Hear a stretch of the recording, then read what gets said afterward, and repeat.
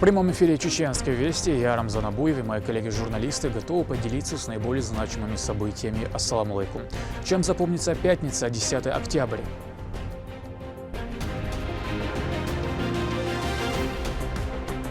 Качественные автодороги.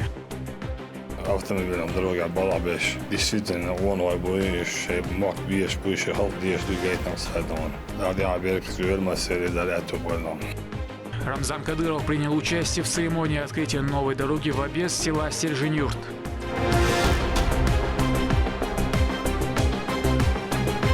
Важная переправа.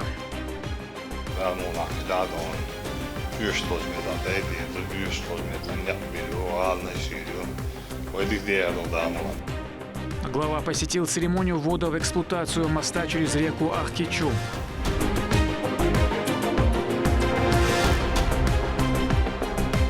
Скорость и адреналин. Все обещает быть крутым, быстрым, с резким стартом и жжением резины. В Грозном проходит сразу несколько соревнований по кольцевым гонкам.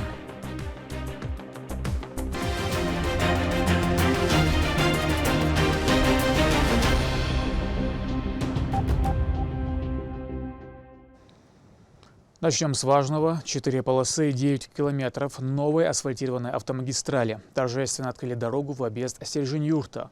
В церемонии принял участие Рамзан Кадыров. Магистраль обеспечит более удобный проезд к популярным туристическим объектам Веденского муниципалитета в объезд села. В рамках какой государственной программы реализованы работы, в репортаже Ахмеда Рамазанова.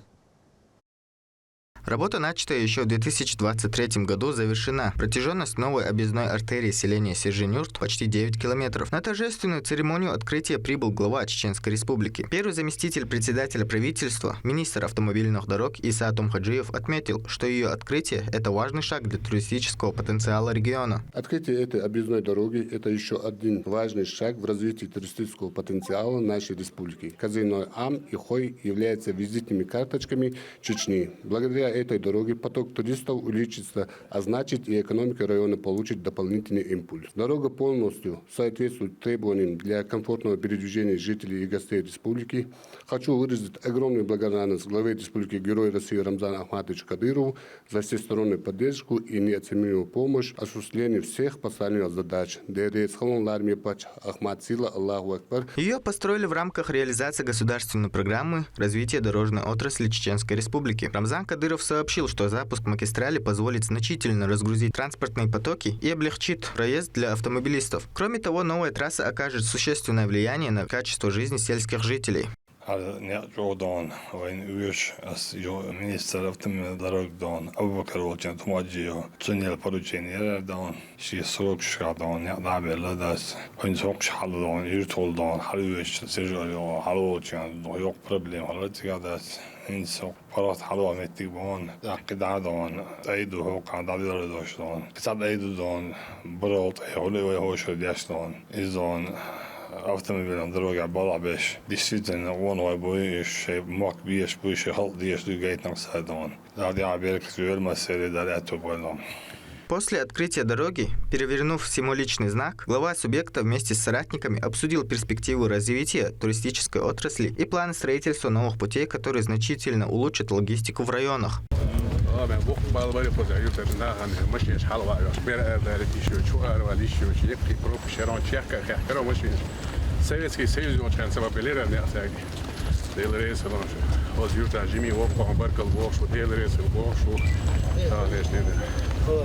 Турист штанов. Я вот, а когда откроют дорогу, тягнал. Бар километр, сижу, ночью ехал, моей перспективе вот помощешка добавить. То чуйрlar ha, oyun zararı ala Sovet ayda doşne, onlar mani tabdaq kidit ştöyle, niyat ya hadal. Sigar ha hok niyat sayidin tabeşi, itum qaldo, qazinor haboş, vidoçi boş, beş ma to yerik respublika boca düşesiya bolu boş. Рамзан Кадыров дал старт движению автомобилистов, проехавшись по дороге на машине. Глава не оставляет без внимания ни одну деталь. Политик сделал остановку по пути, чтобы посмотреть на строительство еще одной дороги.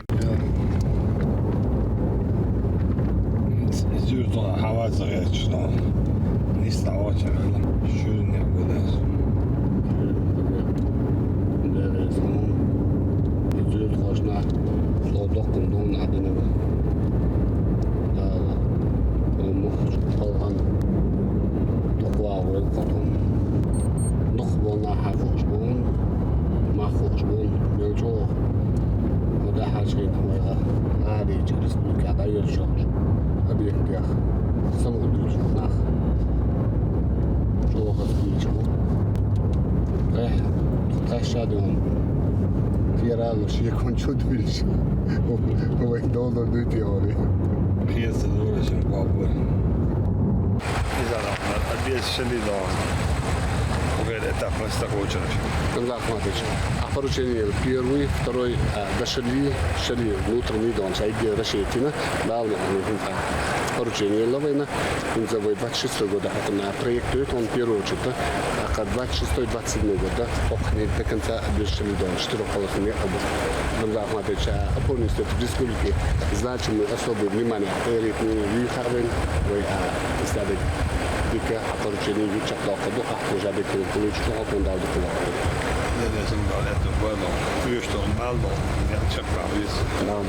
Для тысяч автомобилистов, которые ежедневно ездят по данной местности, дорога – ценный подарок. Они отметили, что теперь будет намного проще в пути.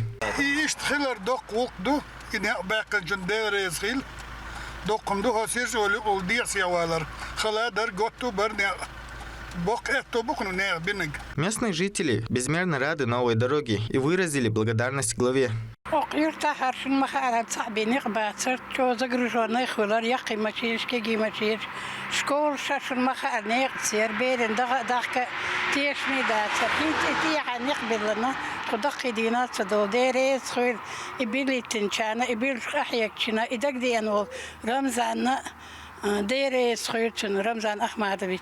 Новая объездная дорога позволит снизить нагрузку на внутрисельскую артерию и перенаправить транзитный транспорт в обход населенного пункта, что повысит безопасность жителей села. Дорога оснащена всей необходимой инфраструктурой, дорожными знаками, разметкой, а также остановочными пунктами с благоустроенными тротуарами к ним. Ахмед Рамазанов, Магомед Басаев, Вести, Чеченская Республика. Глава также принял участие в открытии моста через реку Ахкечу на 60-м километре автодороги Грозный-Ведено, граница Дагестана. Благодаря капитальному ремонту переправы значительно повысится безопасность дорожного движения и пропускная способность. Главный кадр из церемонии открытия в репортаже Лейлы Муртазовой. Рамзан Кадыров выехал на открытие очередного социально важного объекта – моста на 60-м километре автодороги Грозный-Ведено. В этом районе это уже вторая переправа, построенная за текущий год. На торжественной церемонии открытия главного гостя встречают местные жители и специалисты дорожной сферы. Перед собравшимися выступил министр автомобильных дорог Чеченской Республики Исат Умхаджиев. Он рассказал о достоинствах сооружения. Существующий мост находился в аварийном состоянии и не обеспечивал безопасный проезд транспортных средств. По поручению главы Чеченской Республики Героя России Рамзана Ахматовича Кадырова данный мост был включен в программу национального проекта «Инфраструктура для жизни». Длина моста 51 метра, железобетонный, ширина моста 15 метров, тротуары с двух сторон шириной по 1 метру. Устройство регуляции 190 метров, установка барьерного ограждения 203 метра. Открытие моста осуществлено повысить безопасность и пропускную способность, ведущей к туристическим объектам Веденского района, включая спортивно-туристический комплекс казино «Ам» и древнее село Хой. Также стоит отметить, что данная автодорога входит в опорную сеть автодорог Российской Федерации, что подчеркивает ее значимость на федеральном уровне. От имени всех жителей района, от каждого, кто теперь может безопасно и спокойно передвигаться по новому мосту, выражаю искреннюю благодарность главе республики, Герою России Рамзану Ахматовичу Кадырову. Аллаху Акбар. Объект был реализован в рамках национального проекта «Инфраструктура для жизни». Капитальный ремонт был завершен досрочно. Работы начались в апреле 2025 года. Теперь мост стал частью обновленной транспортной артерии. Глава региона в своей речи отметил, что в субъекте активно развивается дорожная сфера и поблагодарил всех причастных за добросовестный труд.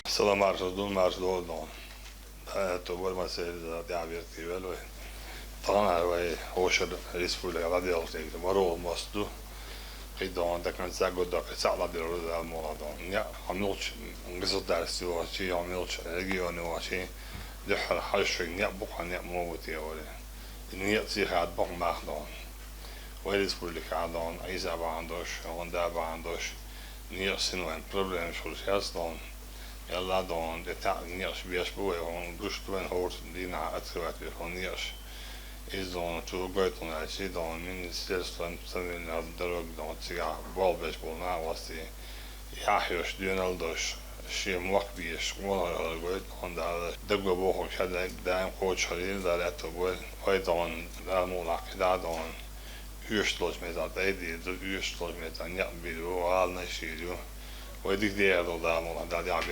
По традиции, официальное открытие состоялось символическим действием, которое ознаменовалось вводом объекта в эксплуатацию.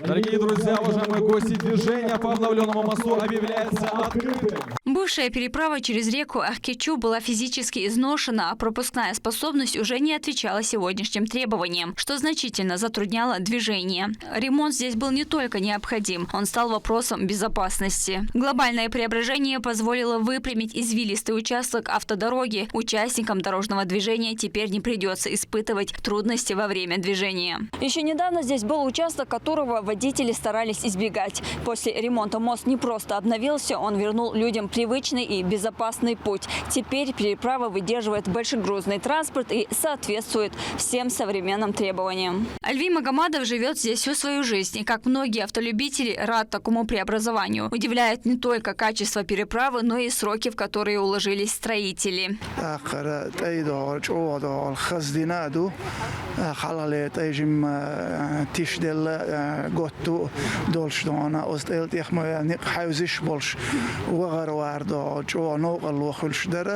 وين ما أراد على وين مخ كوجل هو شو رمزان حجز على وكذا يلرت خوزي عركيل أيدي لنا ويدنا ولا قبول بلغش ديوتي تاجني دوم دينا قي دوق بقر بين سوال دون عندي بقى بلغش بنا دال وين موجش في تايل دال عال شويلة دال ويتون مت أحد ويلا إيش تخزج بلغش كه تحني ديتلوش دائما دون إرسية دولش دون موجش الله يتصدون توني وين دون خاني أخي والقويق والإنشدال. Капитальный ремонт моста на автодороге с протяженностью почти 52 километра ведет ко многим туристическим объектам. Водители отмечают, что теперь двигаться по трассе не испытание, а удовольствие. Они выражают огромную благодарность региональным властям за внимание и заботу к благосостоянию граждан.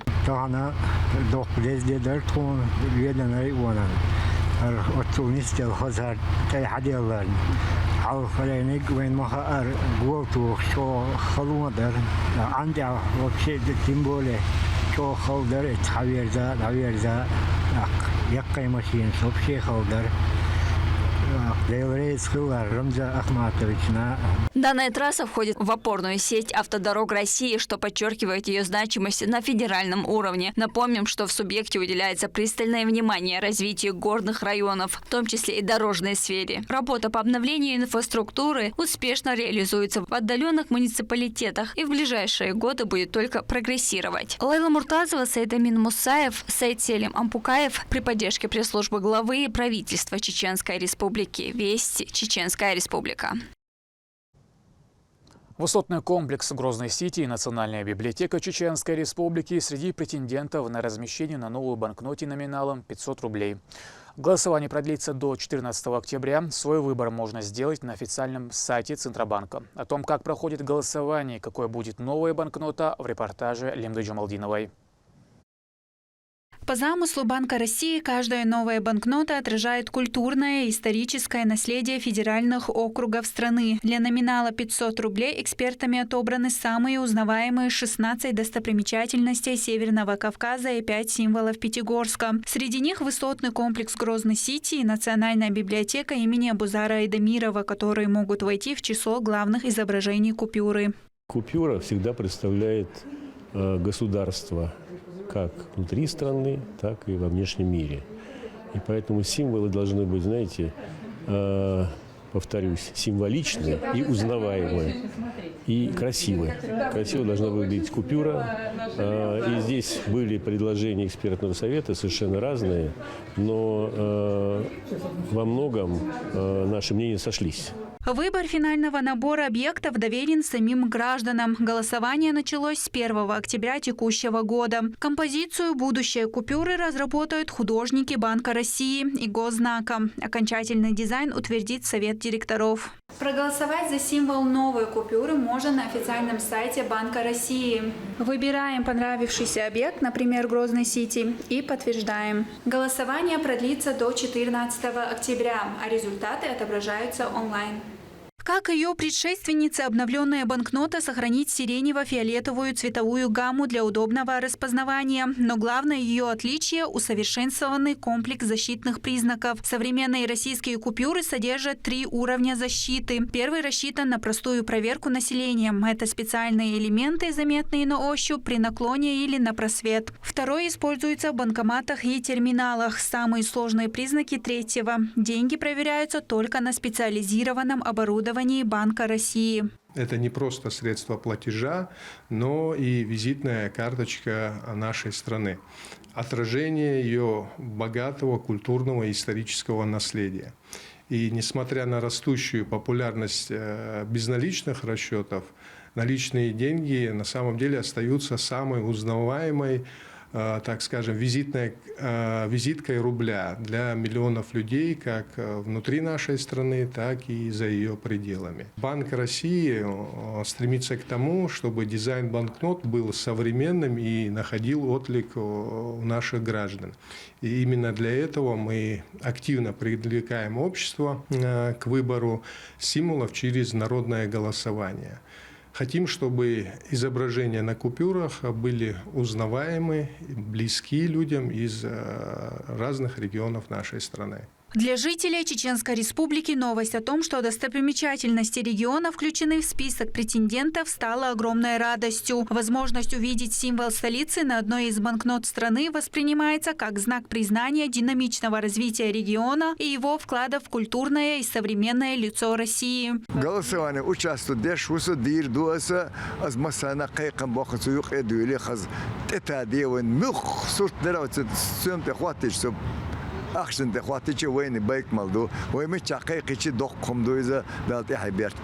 Кроме того, стало известно, что Совет директоров Банка России уже одобрил концепцию новой 1000-рублевой купюры. Сейчас идет подготовка к ее официальной презентации. Лимда Джамалдинова, Сайдамин Мусаев, Магомед Ахматов, Вести, Чеченская Республика. Скорость, мастерство и адреналин. На автодроме «Крепость Грозный» проходит сразу несколько состязаний по кольцевым гонкам. Лучшие пилоты со всей страны собрались, чтобы проверить предел возможностей. Репортаж Штурпала Тайсумова. На автодроме «Крепость Грозная» снова шумно. До 12 октября здесь проходит спринт, чемпионат и Кубок России по кольцевым гонкам. Трасса всем знакома. Топовые гонщики выводят железных коней на старт, основательно поработав над ними. Каждый год количество участников становится все больше и больше. Люди приезжают с большим удовольствием. Даже те, кто не принимает участие в чемпионате первенства России, они приезжают для того, чтобы принять наши гонки. Она интересна, она для них приятна. Не только зрелищность, но и там есть хороший призовой фонд, который выделяет региональный общественный фонд имени первого президента Далазут область Амхаджи Кадырова. Все лучшие гонщики страны собрались, чтобы показать скорость и адреналин на трассе. Старт всегда ответственный момент, требуется предельная концентрация. У каждого автомобиля своя уникальная настройка. Квалификация уже прошла. Пилоты делают последний рывок перед решающими заездами. И каждый из них имеет свой опыт прохождения трассы. А здесь всегда бывает жарко и очень быстро. Квалификацию выиграл Александр Смоляр. В беседе с нами гонщик рассказал о ходе сезона в команде и настроении на стартовой решетке. В первую очередь стараюсь забрать победу в чемпионате, потому что это у нас последний этап. Уже каждое очко оно на счету. Безусловно, хорошо стартовать с полупозиции, хотя мой соперник не так уж далеко позади меня. Но главное, что я заработал 4 очка в квалификации. На 4 больше, чем он. Сейчас я думаю только о победе. Круг за кругом машины вели ожесточенную борьбу, а точнее их пилоты. Скорости огромные, а маневры на поворотах завораживают и держат в напряжении всех присутствующих.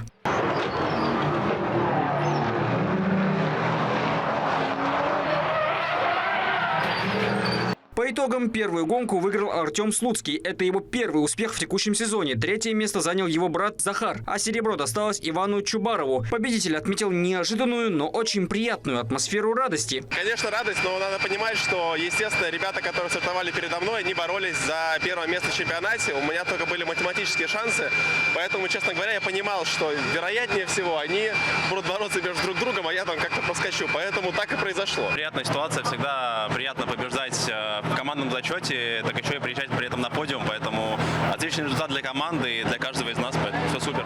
Что могли бы сказать по поводу поведения машины? Машина вела себя ровно так, как вы ее настраивали? Машину настраивали, но эта машина не очень подходит под эту трассу, но несмотря ни на что, как бы все равно показали прекрасный результат. Значит, получается, дело не в автомобиле, а в пилоте? Ну, конечно, в первую очередь пилот.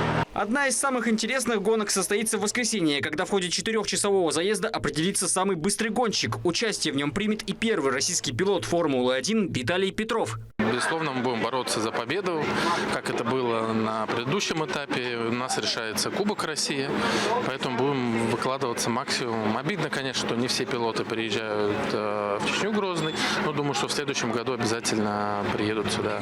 Еще зрители увидели соревнования на гоночных болидах. Абсолютная новинка на этой трассе. Это первая гонка класса Формулы-4 в Чеченской Республике. Так называемые автомобили с открытыми колесами. Зрелище непередаваемое. Все гонщики настраивают машины абсолютно индивидуально. Все обещает быть крутым, быстрым, с резким стартом и жжением резины. Чемпионат России в зачетной группе Формулы-4 стартовал в текущем году, включая в себя 6 этапов. Возраст участников от 15 лет. Всего 8 команд. Генеральный директор Сергей Сироткин, еще один российский пилот, участник Формулы-1. Я думаю, что финал сезона. У нас, безусловно, очень острая предстоит борьба. Борьба и за победу в личном зачете в чемпионате России. В том числе там достаточно открыто стоит вопрос и за второе, и за третье место. Поэтому я думаю, что ребята все настроены бороться жестко, справедливо. И я уверен, что нам будет интересно это посмотреть. В течение сезона каждый совершенствовался, развивались и команды. И действительно сейчас плотность под конец года действительно очень высокая. Но это, я думаю, что одно из ключевых преимуществ нашей широкой географии любимой нашей страны в том, что есть этапы, которые позволяют раньше начинать сезон, позже заканчивать сезон.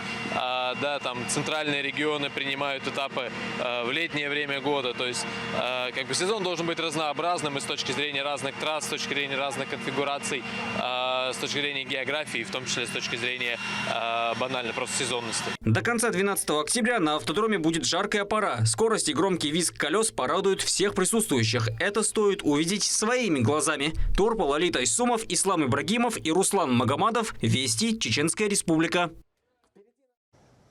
В Министерстве здравоохранения прошел семинар на тему «Перинатальная ультразвуковая диагностика врожденных пороков развития центральной нервной системы». Мероприятие объединило медицинских специалистов с целью повышения квалификации в сфере раннего выявления патологии.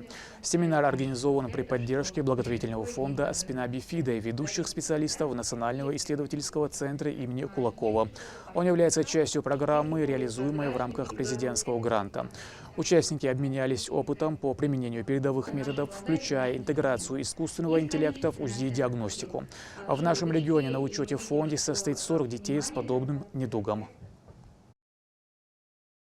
Сейчас существует еще вариант внутриутробной коррекции этого заболевания. То есть еще на этапе внутриутробного развития в сроке 24-26 недель, это средний срок, можно провести закрытие расщелины внутриутробно. Для этого у нас создана мультидисциплинарная бригада, команда операционная, куда входят и акушеры-гинекологи, и детские нейрохирурги, которые мы приглашаем в наш центр. Спина бифида – это очень серьезный врожденный порок центральной нервной системы, врожденная расщелина позвоночника, которая приводит после рождения к очень тяжелым неврологическим последствиям. Такие детишки без своевременной помощи имеют большие проблемы. «Быть или не быть» – знаменитый монолог Гамлета теперь звучит на чеченском языке. Драматический театр Нурадилова представил собственное прочтение трагедии Шекспира. Ключевая особенность постановки – участие 3 актеров разных поколений в роли Гамлета.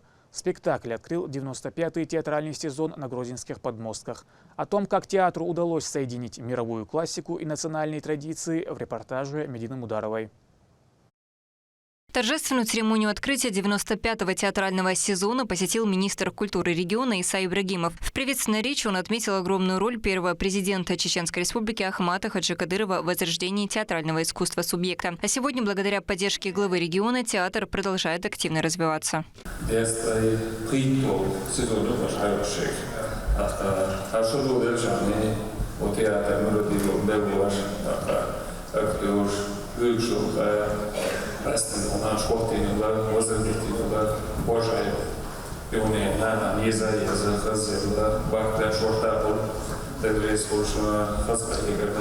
Далее наступила приятная часть вечера. Иса Ибрагимов вручил государственные и ведомственные награды наиболее отличившимся работникам. Указом главы Чеченской Республики награждаются почетным званием заслуженный артист Чеченской Республики Масарова Зухра Хасмухамбетовна, артистка драмы высшей категории.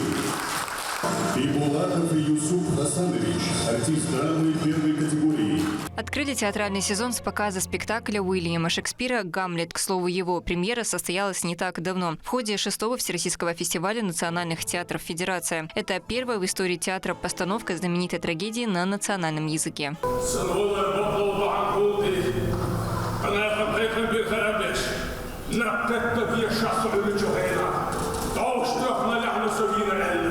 Гертруда в исполнении заслуженного работника культуры Российской Федерации, народной артистки Чеченской Республики, художественного руководителя, директора Чеченского государственного драматического театра имени Хампаши Нурадилова Хавы Ахмадовой. Это женщина, разрывающаяся между властью и раскаянием.